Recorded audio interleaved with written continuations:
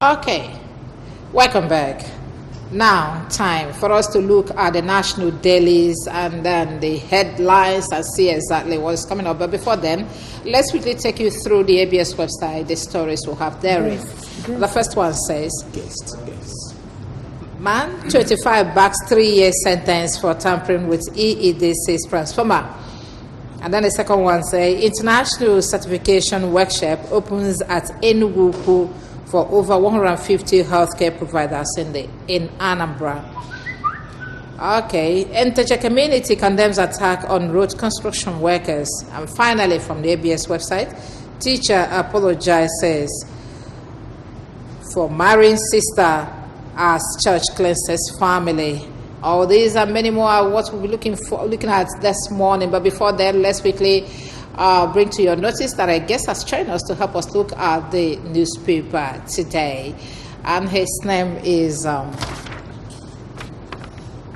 Comrade Osita Onyemaobi. Hope I'm right. You're very correct. Okay, Comrade Osita Onyemaobi is our public affairs commentator, and he's going to help us review the papers today. And first of all, let's look at just briefly at the ABS website and the story we have there. Thank you for having me today. You're welcome. You just talked about Nteje community condemning attack on road construction workers. Okay. And I think it's a very bad thing at this point that the Anambra are yearning for massive development and in an infrastructure. And government is trying to put up one, and only for the community to attack the construction workers. I mean, if these people now withdraw from the site and these projects are no longer done, we'll come back to blame the government for not providing these social amenities to us. I must join the community for standing firm in condemning such attack, and I also advise the communities, no matter the differences, no matter the problems you're having with, there is always a dialogue. Instead of attacking them and slowing down the pace of work, or even at a point the job not being done at all, we should devise a means to dialogue out with the construction workers to ensure that these social amenities and infrastructures that the government is trying to put in place see the light of the day. Very important. Okay, the next one would have loved to look at is the teacher that apologizes for marrying the sister, but I'm sure we'll have handled that topic here. We are going to see the updates later. Let's see if they have divorced. It's not just enough for you to apologize that you married the sister. Why there is cleansing going on? Yeah. We're going to look at that later. Okay, but now let's get over to the newspapers, and the first paper will be Orange Daily. Nonya, you have it. All right, a lot of stories making the headlines here, but the banner headline here says, defend yourselves. That's coming from Danjuma, which riders say Nigerian army biased. Then army denies allegation. Down here we see IPOB hails Danjuma over self-defense call, says Kano predicted it 4 years ago. Still down here, controversy as Customs seizes ANMPA medical equipment, drugs. We have pastor to die by hanging for murdering father, uncle in Ebonyi. Okay. And I think that incest marriage is equally here. Man apologizes for wedding his sister. Okay. All right. A lot of stories. I must appreciate T.Y. Danjuma, for coming out strong to tell the people to defend themselves. Because since government, who has the primary responsibility of defending the people, is no longer doing that, the people don't have choice but to defend themselves. We talked about the crocodile tears. We talked about the python dance in the southern part of the country. Immediately there was little protests by IPOB and the Niger Delta militants. The federal government quickly, swung into action to use the same military to suppress the people, even when they were not armed. Even when they were not armed, they quickly used the same military to suppress the people. Now we've been talking about Fulani herdsmen, declare them terrorists. And we've been talking about Fulani herdsmen that has recorded high number of killings of innocent Nigerians, and the federal government is paying lip service to this. So I support D.Y. Danjuma. It's time for the people to defend themselves, because the government is no longer defending them. So it's now left for them to defend themselves. Okay, I think we have to look at this one. Anambra news there. Obiano vows to eliminate corruption in Anambra. Yeah, from the pace I've seen His Excellency kick off this second tenure, I know it's going to be a no-nonsense tenure. You know, if you look at the quality of his aides, the quality of the commissioners that he has put in place, the training he's given them, even for both those that he said are going to be taken to Harvard, you know, business school to be trained, that is enough for you to know that it is no longer business as usual. I think he stated this even from the time he won the election. He made it clear that it's no longer going to be business as usual. He has taken his time to learn in the first 4 years, and I'm sure he's out to ensure that Anambra is taken to greater glory. All right. And I think there's another important topic there. Pro-Biafra group demands a boycott of 2019 election in Imo land. Again, I have never been an advocate of boycotting election. You know, during the time of Anambra election, the same IPOP group advocated for boycott of Anambra election. But they don't know that it's going to be to the detriment of Ndibo if we boycott election here. Now take a scenario whereby the Anambra election did not hold. There's going to be state of anarchy. And the next thing is that the same federal government will bring in one military administrator. We're going to lose our peace.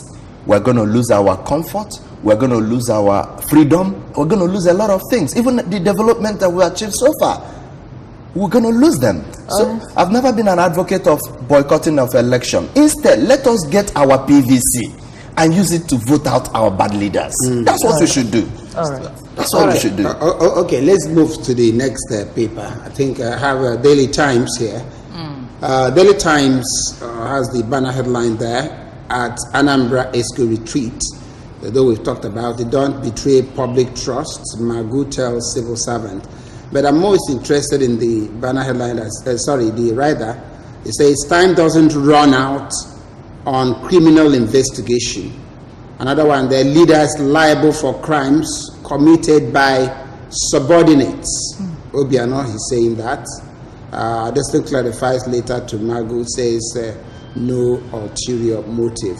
But particularly what Obiano says, leaders are liable for crimes committed by their subordinates. Yeah, but that's true. Because now that is during the ESCO or the retreat, you mentioned something like that. Yes, but that's true. If you look at it, if Anambra goes back today, all of us are going to hold Obiano accountable. Nobody is going to talk about the commissioners. Nobody is going to talk about the special advisors. Nobody is going to talk about the principal officers. We're all going to say Obiano has failed. And that's true. It may not have been him, actually, that committed the crime. It may have been his subordinates. But for the fact that he's the man at the helm of affair, everybody is going to hold him accountable, just like what is happening in Nigeria. Everybody is holding Buhari accountable for being at the helm of affair. Yes. And that's how it works. So he's absolutely correct. Okay. If things go wrong, we hold our leaders accountable. So that's why he doesn't want anybody to take chances this time around. That's why he's sounding a note of warning from the onset. This is the time. If this administration fails, I'm going to be held accountable. And for that reason, I'm not going to allow anybody, misbehave in the course of carrying out his or her duties. Okay. Okay, let's quickly look at another paper now. We have Daily Independence waiting. All right, we have this stories making the headlines. Here we are engaging Boko Haram on possible ceasefire. That's coming from the federal government, with the rider revises a number of Dapchi schoolgirls kidnapped, released. I had Lai Mohammed speak yesterday. I said, why is it coming at this time? You say 105 or 103 was actually saying that it's more than the number that we earlier had was kidnapped. Now let's move down a bit. Recovered funds. Why I wrote Magu. That's coming from Adeoshun. and Oyegu led National Working Committee tenure extension on the cards as APC meets today.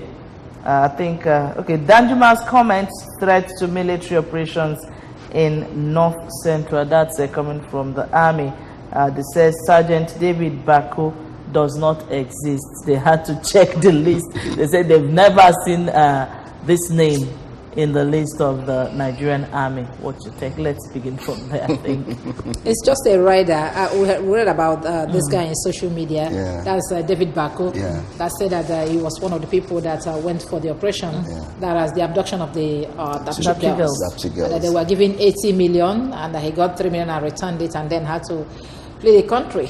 So that's why they said that he does not exist in the army. But by the way, let's go over to which story would you like him to look at? Let's look at the We are negotiation engaging Boko Haram on Okay. ceasefire. Why was IPOB not engaged on, when they were protesting for their rights? Even when there was no fire. Even there was no arms. Why were they not engaged? And if you look at that time, everybody were crying, engage these people, know what they're agitating for. I getting it? They are armless. They are harmless. They are only expressing their fundamental human rights. They have right to protest.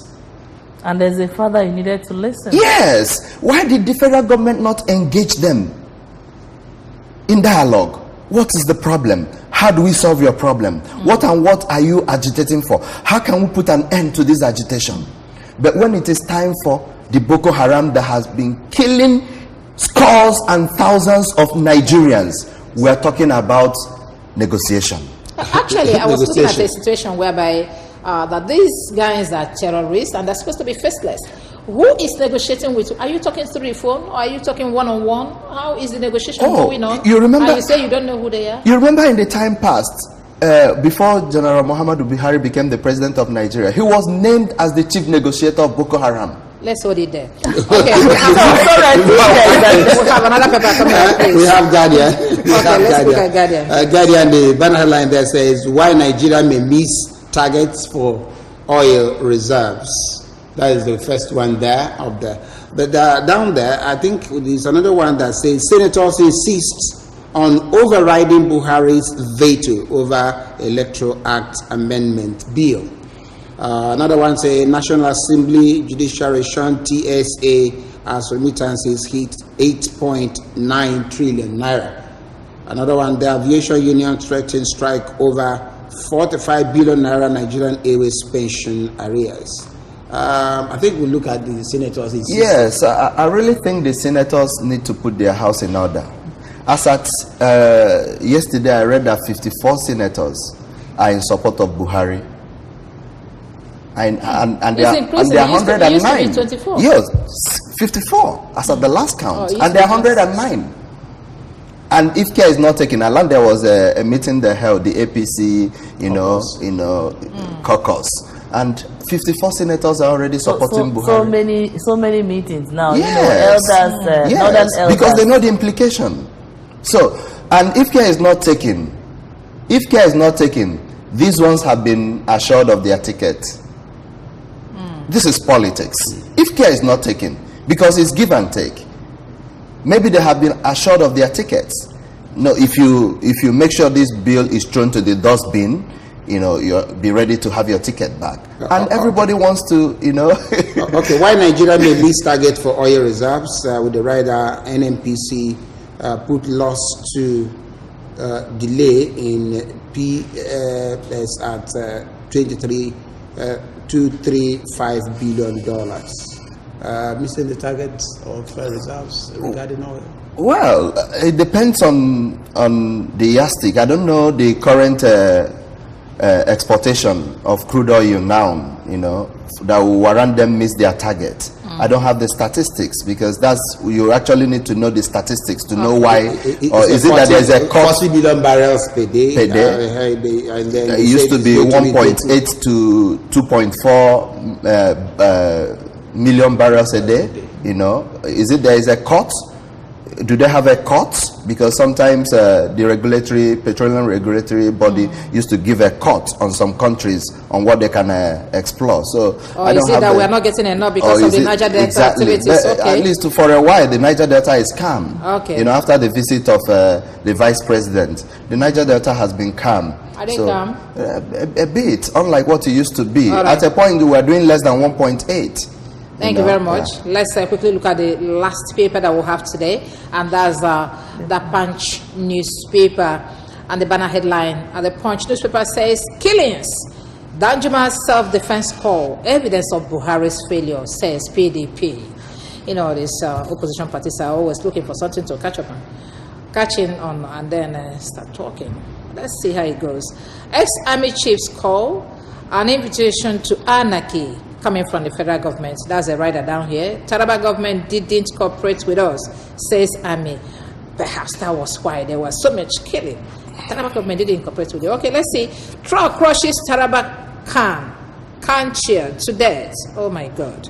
We had this one yesterday and it was very pathetic. The chairman of Taraba was crushed to death, and they said that truck has no plate number, as a matter of fact. Federal government discussing possible ceasefire. Okay, we have seen this one. There's a rider there where Lai Mohammed says it's 111 girls, not 110. Okay, there's so many controversy about the number of the girls. Let's keep it there. Obiano invites EFCC to new appointees retreat. Okay, yes, we saw Magu. Magu was a lead speaker there. And then all the rest. Okay, let's look at this. Let's look at this first. Danjuma self-defense call, evidence of Buhari's failure, says PDP. Is it true? We're not trying to play politics here, but we need to be sincere to ourselves. There is serious security lapses in this country. It doesn't matter if it's coming from PDP or any political party, but we're just trying to face realities. We've lost so many souls since the inception of this government in the name of Boko Haram and whatnot. And the government is not doing anything serious to stop it. And that's just the problem. It's not about politics. You know, we shouldn't look at it because it's coming from PDP. Therefore, it's political. But we should look at it. How do you see that call by T.Y. Danjuma? I applaud him. Even while the federal government is trying to mop up arms, and then he's asking us to defend ourselves. My dear, by the time they take away our guns, okay, they are still planning to mop up arms. What happens before the plan manifests? People would have died.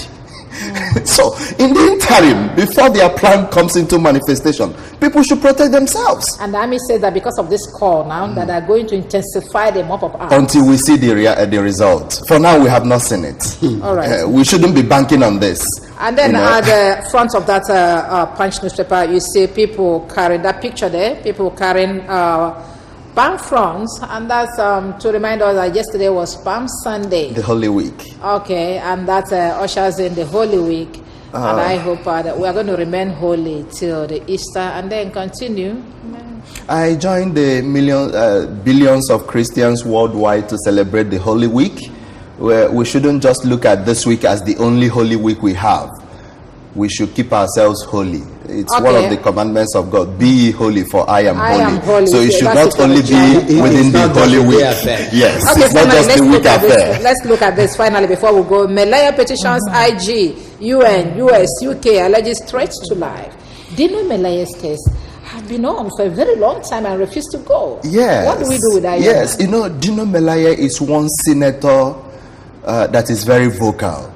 I think I must salute Dino Melaye, Sheikh Husani, and I'm talking about senators. Okay. Dino Melaye, Sheikh Husani, and currently Chief Savik Tume. They've been very vocal in the floor of the Senate. They don't care. Well, you know, he's a principal officer. Let me exempt him from this. You know, as a principal officer of the National Assembly, they say things irrespective of party affiliation. You agree with me? Sheikh Husani is of APC, but when things go wrong, he doesn't say because I'm APC, I must say, you know, to please APC. And that's what we expect from political leaders, irrespective of the party affiliation. Say things the way it is. You know, so there's been this battle. We are living it there. There's been this battle over the years to ensure that they remove him, you know, for speaking the truth. Okay. And he said, and I quote, "If you speak the truth, you die. If you tell lies, you die. So it is better I speak the truth and die. Thank you very much. Thank you, Chimobi. Thank you very much. Osita, Onyemaobi, not Chimobi. Thank you for joining us this morning to look at the newspapers. And I'd like to remind you that after now, we are coming back for the discussion segment, and we're going to look at the newly constituted ESCO by His Excellency Chief Willie Obiano. Don't go away.